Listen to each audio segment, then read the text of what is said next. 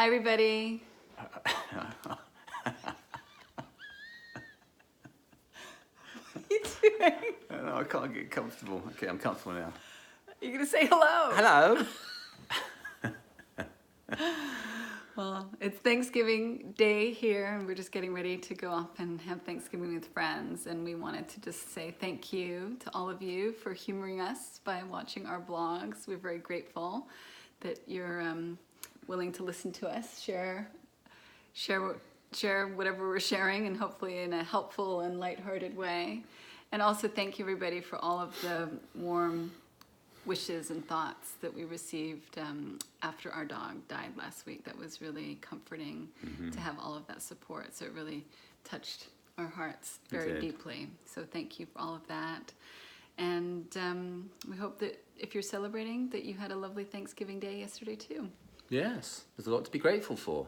Although I do seem to remember that Thanksgiving wasn't necessarily something that I was grateful for in my early days of living in the US of A. Well, you didn't understand it. I didn't get it at all. Because as a Canadian, we still celebrated Thanksgiving in Canada. Yeah, but it's on a different day though, isn't it? It is, and it's not quite as big of a deal. We don't get 4 days off in Canada like we do here. But I think because I couldn't understand the sentiment behind it, or I didn't know the history behind it, I got, well, actually, you would really freak out. You get really strung out on the idea that, oh, we don't have any family here. Who are we gonna do Thanksgiving with? And because I wasn't necessarily on board with the whole idea of Thanksgiving, I couldn't understand why you'd get so anxious about it. Well, at the time, I had a lot of thinking about the two of us just spending Thanksgiving together. You did.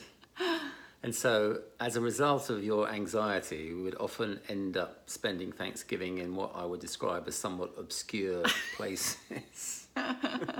Like families that we didn't know from Adam. And well, we might know one person, maybe not everybody. I know, it was always like, I always felt like the little orphan, or we were little orphans being taken in from the cold or the penetrating heat as far as LA is concerned. And one year we went to the 3HO yoga, Thanksgiving. Oh yes, the 3HO yoga. Was that before or after the yoga camp? That was after. It was? Yes. The yoga camp that you took me to, kicking and screaming. This was like a turning point in your life? That was quite a remarkable 5 days on so many levels. What do you mean? Starting out, as I recall, arriving in, was it Albuquerque Airport? I think so, yeah. So we were going to do this yoga retreat, and it was in New Mexico, or Albuquerque would have been the hub airport, I don't know. Whatever airport we ended up at. We were doing this yoga retreat in New Mexico, and we were picked up at the airport in a van, like a transit van without windows. And I remember getting into the van with all our camping gear, and then being driven to the campsite, and then being unceremoniously dumped in the middle of a field in the pouring rain. When I say pouring rain, I'm talking like a monsoon. It wasn't a field even, it was mud. It was dirt. Yes, it was like a lunar landscape, but a wet one. Yes. And the driver very curtly drove off because he said he had to go and pick up the next batch of victims. And so, in terms of setting the scene, you have to imagine that there are, quote unquote, all these spiritual beings already having very successfully pitched their tents. They're already, ready for the week and protecting themselves from the rain. And we're expected to pitch our own tent in this downpour, this deluge. And it didn't bring the best out of me. Well, you didn't know how to put up the tent. And I remember my role, as it usually is to read the instructions, because you won't read any instructions over anything. Which is hopeless anyway, because the instructions soon became illegible. I know, but I think because I read those instructions, you actually got to put the tent up. Well, anyway, so I swore like a trooper, and I guess all those poor spiritual beings were... It was embarrassing. Probably feeling very sorry for us, I don't know.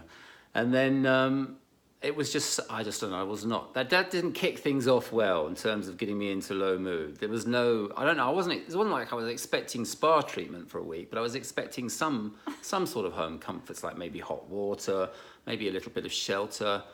I don't even remember the toilets. I think I've just completely had to wipe that out of my mind. You said there was a altogether. big line for the toilet. Oh, the toilets. So you're doing yoga in this great big hangar, and then the lines are like, you've got like a, 10-minute break, and there's like a line of about 100 people. Like there's a mass scramble to get to the toilet. I mean, there's so many stories around that 5 days. There was that. Then there was just we were only fed mung beans and rice for a week. So then after a week, the whole campsite smelt of mung beans and rice flatulence. All pervasive odor. And It was outside. it was still outside, thank God, because inside it was like being a fire risk. And there are all sorts of just strange things What that about went the on. guy that wasn't speaking? Oh, yeah. So Mute. we'd been going to this class for some time, and then there was this guy who he didn't look like a cool guy. He looked like he was, he was pretty outgoing, and he had all these friends. He looked like a sort of fairly garrulous individual. And I found myself behind him in a line to go to the loo, the Portaloo, and so I tapped him on the shoulder and said, "Oh, you're from LA." And at this point, I didn't even, because I was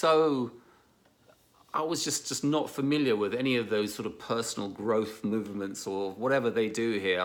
What was the thing? There's a thing, a vow of silence. Yes. I never even heard of a vow of silence. And so anyway, when I tapped him on the shoulder, I said, "Oh, you're from LA," thinking that, we're brothers in arms. Here we are from Los Angeles, stuck in this field in the middle of nowhere. And he turns to me and he just goes like that. And I thought what he meant was that he couldn't speak. You thought he was a mute. I thought he was a mute. And I thought, how could I think that? Why would I not realise that he was a mute? And then it wasn't until a few days later that I actually saw him. I saw him speaking to someone. I'm like, "Hey, fucker." It's like, trying to pretend he was a mute. And then actually, then it turned out he was, we laughed about it later, but that was funny.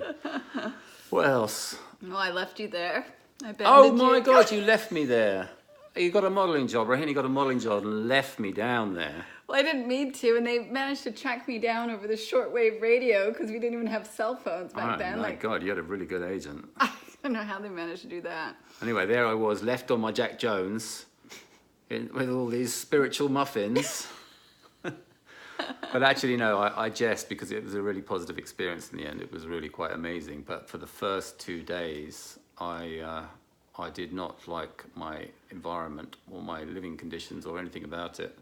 It didn't look like it was just your thinking at the time. It did not. I got into an extremely low mood. What are we doing? We spent all this money to be tortured for a week. What is the point of all this? Anyway, back to gratitude. Oh, gratitude, yes. I went off on a bit of a tangent. Well, I'm grateful for yoga. For the few years that I did spend doing it. I would like to get back to it at some point. Yes. Yeah. Well, I'm grateful I'm grateful for you, Oh, thank my you. lovely wife. I'm grateful for my children. And there's so much to be grateful for living here in the glorious US of A. Yes, very grateful, and hope that for everybody that celebrated Thanksgiving, that you had a lovely Thanksgiving, and just sharing our love with you, whether you celebrated Thanksgiving or not. Yes. Bye, everybody. Take care.